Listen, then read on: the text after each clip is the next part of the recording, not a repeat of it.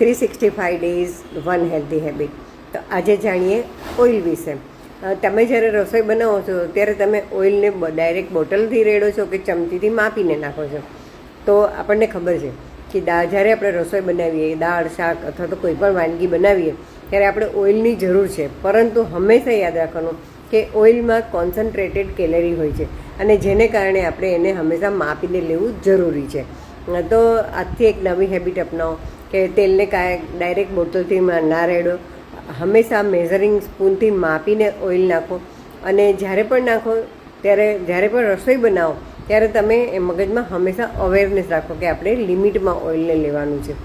તો આજથી એક નવી ચેલેન્જ શરૂ કરો, કેમ કે ઓઇલ ગમે એટલું હેલ્ધી હોય પણ ક્વોન્ટિટી અગત્યની છે. તો નવી એક ચેલેન્જ આજથી શરૂ કરો, મેઝર યોર ઓઇલ ચેલેન્જ. અને જો તમે ચેલેન્જ એક્સેપ્ટ કરો છો તો તમે મને જરૂરથી એક મેસેજ કરો.